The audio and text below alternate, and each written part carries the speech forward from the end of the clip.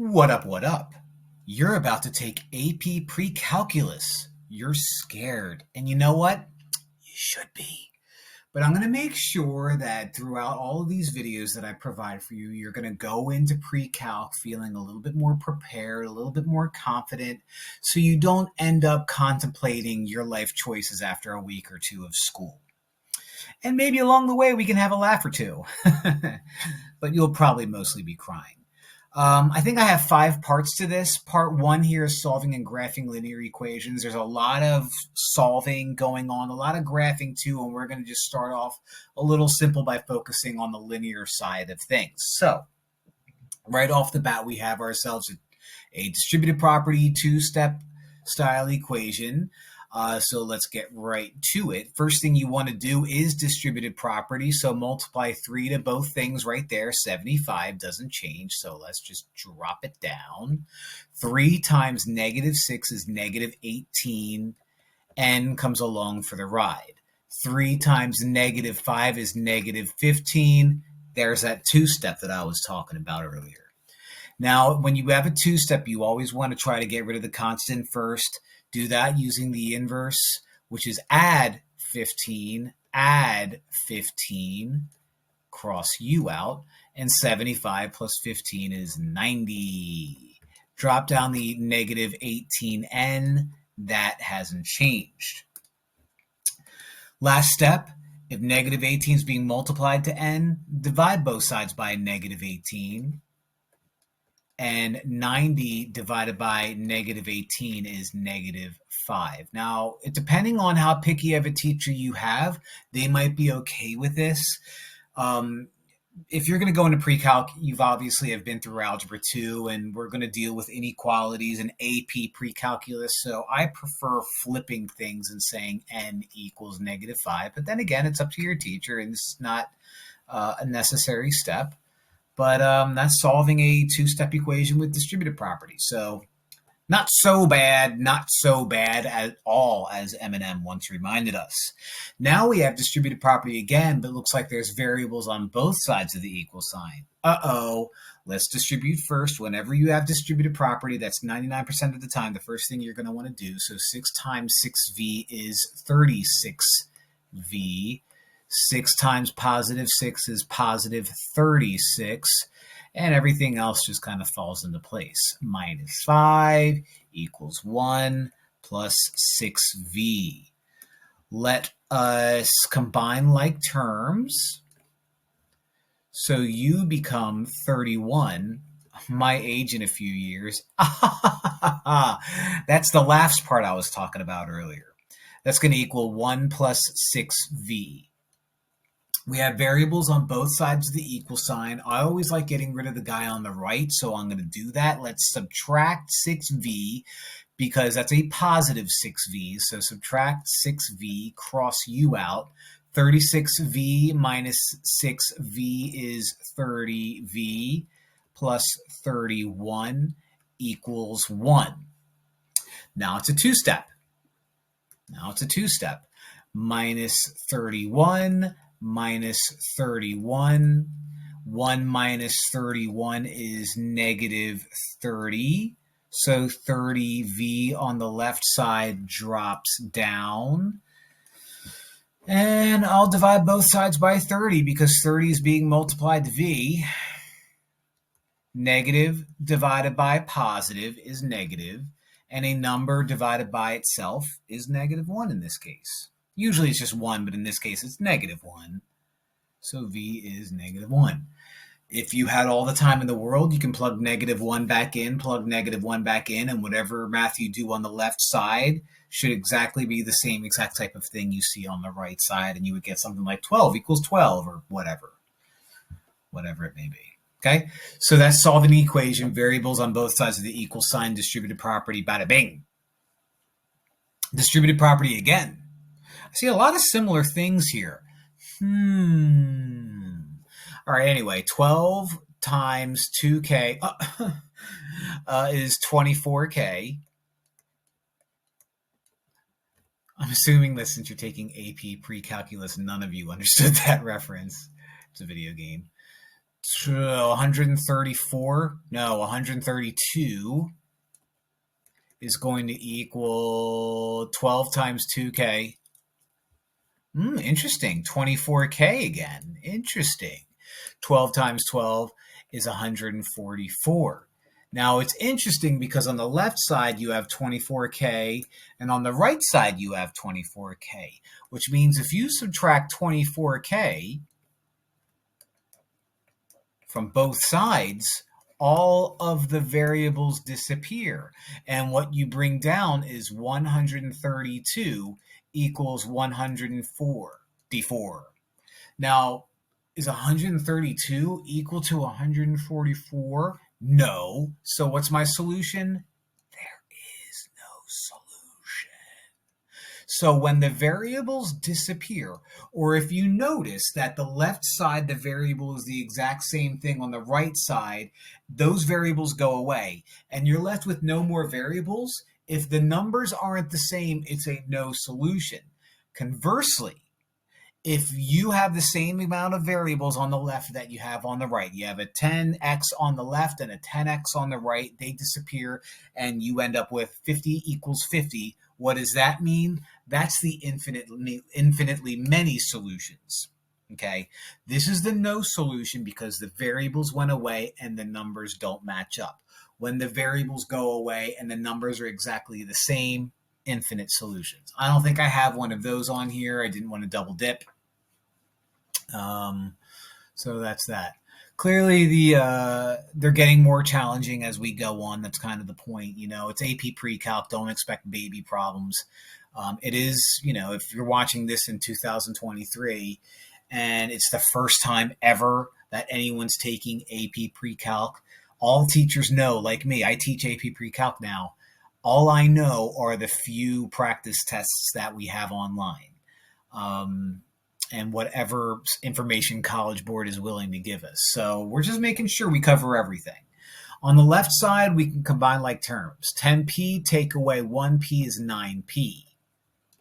Okay, 9 minus 11, never forget, is negative 2. On the right side, I have two distributive properties. Negative 2 times 2p is negative 4p. Negative 2 times positive 4 is negative 8. Distributive property again. This is not 3.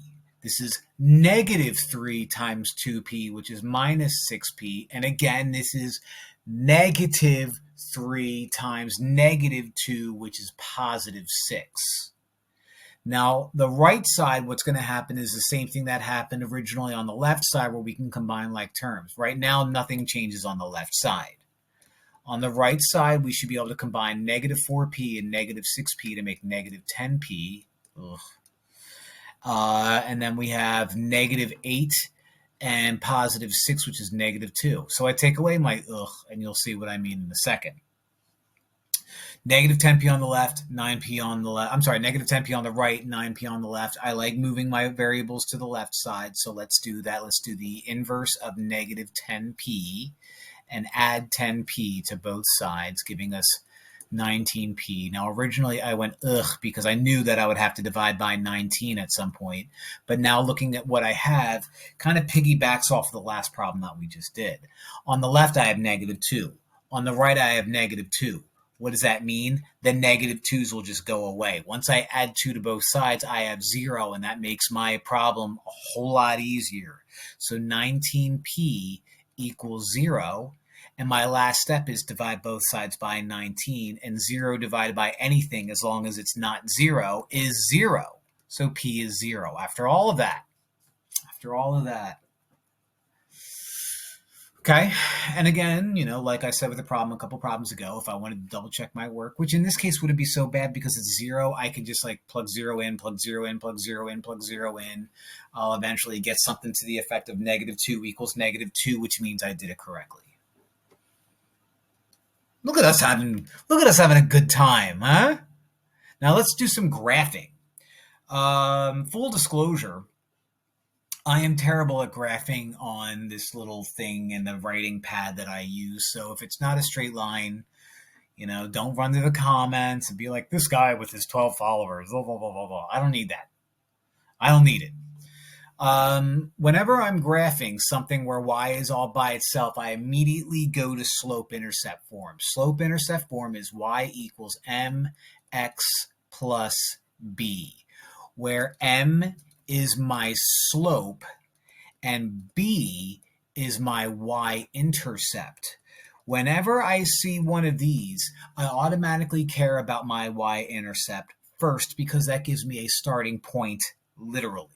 So b, my y-intercept is -2. What does that mean?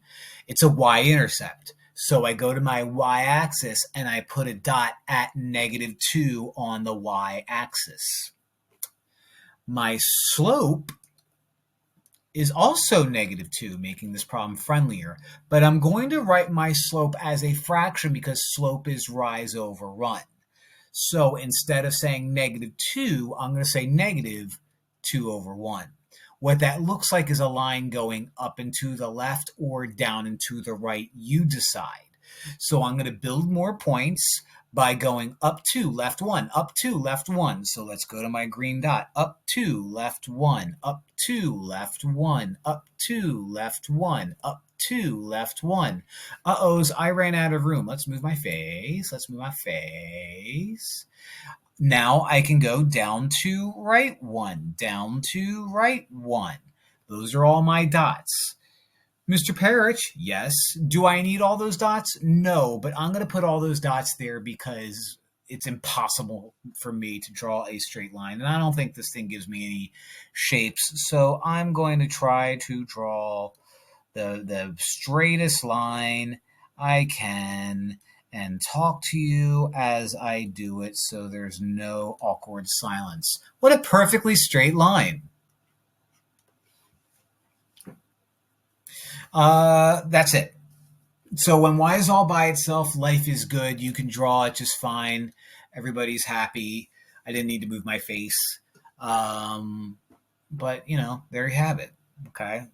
Y equals stuff. The number in front of x is your slope. The number floating around is your y-intercept. But, make a little mark there. What if y is not all by itself? No big deal. Let's get y all by itself. Y is almost all by itself on the wrong side, but who cares? What I'm going to do is I'm going to look at the side that y is on and say, how can I get y all by itself? Well, y is being multiplied to 8. Let's divide by 8. It's very important to understand that when you divide both sides by a number, if you have multiple things going on the other side, you divide everything by that 8. So you cross out, you become 4, you become 2 over 8, divide numerator and denominator by 2, -1/4 x equals y. Now that looks kind of sloppy. Y is on the wrong side. It's not really in slope-intercept form. So let's write it out. Since I have stuff equals y, I can say y equals stuff. I have -1/4 x, so let me write out 1/4 x, -1/4 x, and 4 is positive. Now I can compare that to slope-intercept form, which is y equals mx plus b. So m, my slope, is -1/4. B, my y-intercept, is regular 4, and that's going to be my starting point. So I'm going to go up to regular 4 on the y-axis and put a dot there. Then I'm going to use that -1/4 to make more dots. Again, it's negative, so I'm going to go up and left or down and right. It's rise over run, so I'm going to go up 1, left 4. Up 1, left 1, 2, 3, 4, and I can't do it again because I run out of space. I can go back to my original point, and instead of going up 1, left 4, I can go down 1, right 4, and I can't do it again because I'm out of space. So let me get a new color. Let me make it a little bit bigger and try to draw a straight line. I had it until the very end. Okay, but that's how you graph a line when it's in not slope-intercept form. This is not in any form. This is in standard. It's not slope-intercept. I had to do a little bit of work to make it slope-intercept. Okay, but that's that line right there. There it is. Write the equation of a line that passes through -5, 6, and -7, 10. Use point slope form. I used to teach calculus at the college level, and point slope form is used more often than slope intercept form when creating equations. Point slope form is friendly because all you need is point and a slope and you're gold. Now here I have 2 points, no slope, no big deal. First things first, point slope form is this guy right here. Y minus y sub 1 equals m times the quantity x minus x sub 1. Where x sub 1, y sub 1 is a point. I have 2. Which point should I use? It doesn't matter. And m is the slope. So what I could do is I could label u x sub 1, y sub 1, because that's the first point that I see. And I can label u x sub 2, y sub 2. Now, why am I labeling u x sub 2, y sub 2? I have 2 points. I don't have a slope. I need the slope. So the way I can find the slope is by using the slope formula. So I'm going to write that out. M equals y sub 2 minus y sub 1 over x sub 2 minus x sub 1. Oh, that's why I labeled these x sub 2 and y sub 2. Oh, now it's a matter of plugging things in. Y sub 2 is 10. So instead of y sub 2 parentheses 10, minus in the middle.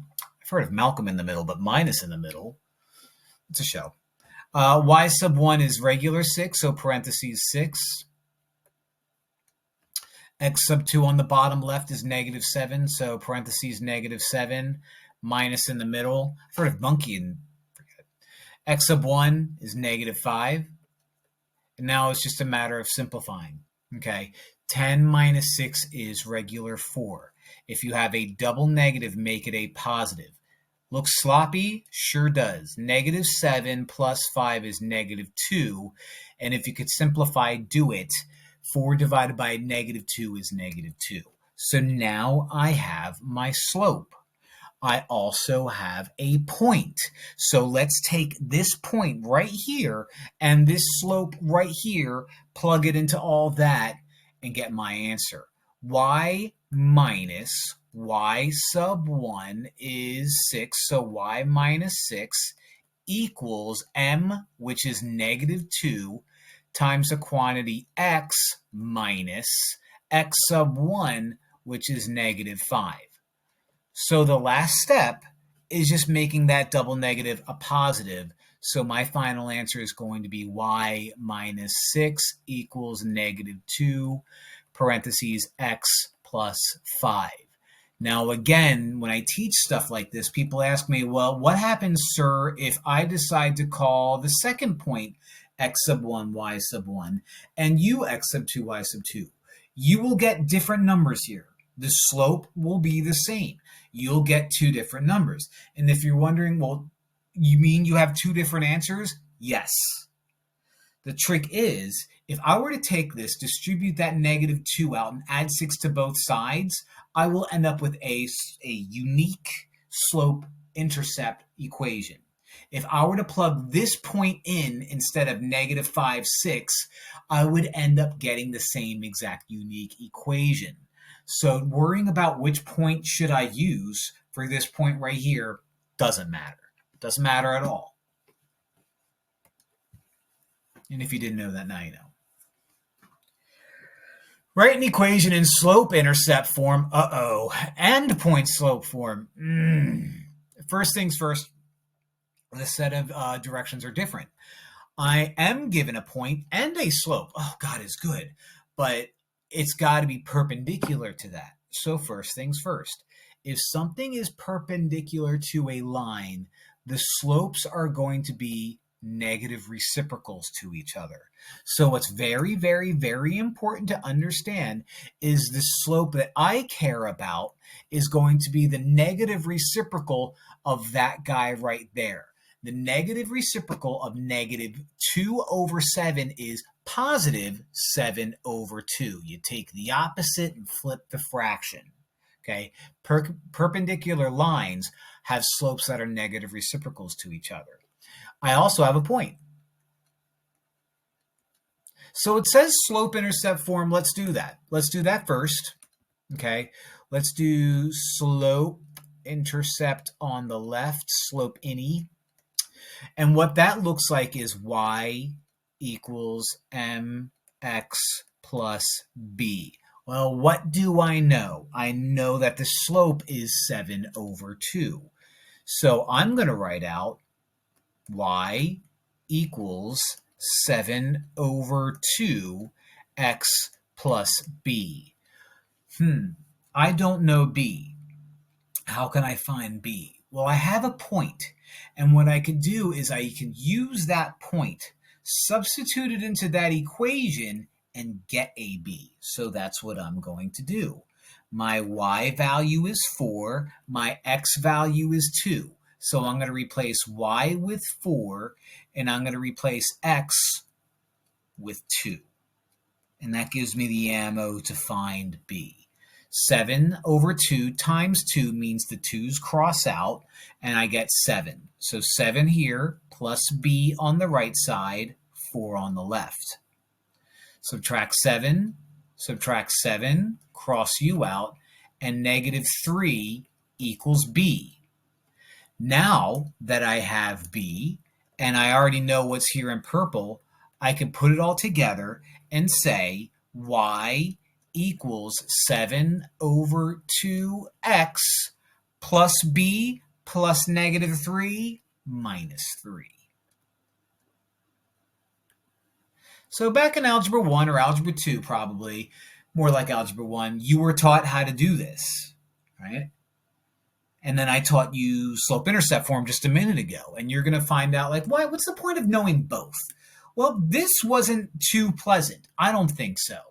I think point slope is very pleasant because point slope might be like 2 steps. I don't know. Let's write it out. Y minus y sub 1 equals m times the quantity x minus x sub 1. Oh, I already labeled my point. So y minus 4, because y sub 1 is 4, equals m. Oh, I already know what that is, 7 over 2. Times the quantity x minus x sub 1 is 2. And I'm done. So why in calculus do we more often than not use point slope form to write equations? Because it took us 2 steps, whereas this guy over here was a little bit longer and a little less friendly. Now again, if you're like, those are 2 completely different looking things, how do I know it's going to end up being the same? If I distribute 7 over 2 over there, right, that would give me negative 7. If I add 4 to both sides, adding 4 to negative 7 gets me negative 3. These 2 are the same. Trust me. Trust me. Trust me. Find the inverse. The inverse is literally the mirror image when you swap x and y. Graphically, and I don't remember if I have this here, graphically, if I were to give you a coordinate plane, right, and if I were to put a smiley face right here, the inverse is going to be like, well, I'm going to pretend that there is a mirror right here on y equals x. And so if that smiley face were to look at that mirror all crooked, it would end up looking like that. That's what the inverse is. Now, I'm not asking you to graph it, but the key thing here was y equals x. Okay, the inverse gives you a mirror image over y equals x. When you do an inverse, step number 1 is swap y and x. So that's what I'm going to do. Step number 1 when finding the inverse is swap y and x. So instead of y equals 3 halves x plus 5, x equals 3 halves y plus 5. Now my job is to solve for the new y. So step number 1 is let's subtract 5 from both sides. Okay, get rid of the constant first. X minus 5 doesn't combine, no big deal, x minus 5. That's going to equal 3 over 2y. Now I have to get y all by itself. So the way you get y all by itself is you could divide 3 over 2 from everything, but that's a mess. Instead, let's multiply both sides by the reciprocal. Multiply both sides by 2/3, so that those guys cross out, and now y is all by itself. 2/3 times x is 2/3 x. 2/3 times -5 is -10/3. Nothing fancy happens there. You're just multiplying them. Y is on the right, as you already know. I don't like that. So I'm going to swap them. Y equals 2/3 x minus 10/3. And the very last step is to put the little inverse symbol right there so that you know, and your teacher and the whole world knows that you just found the inverse. Step number 1, y is x, swap them. Step number 2, solve for the new y. Step number 3, turn that y into the inverse notation so that you know it's the inverse. That's how you find inverses. So pretty fun, huh? The answer is yes. It's a ton of fun. That's the end of part 1 here. Okay, we talked about solving equations, we talked about graphing linear equations, and we did a little inverse stuff going on here. So make sure that you move on to part 2 so that you feel a little bit more comfortable. I believe part 2 is about quadratics. So make sure you watch that as well. Don't forget to click that little subscribe button. Stuttered my words there, but the point got across. Oh, the point. Oh no, math. Thanks for watching. Bye.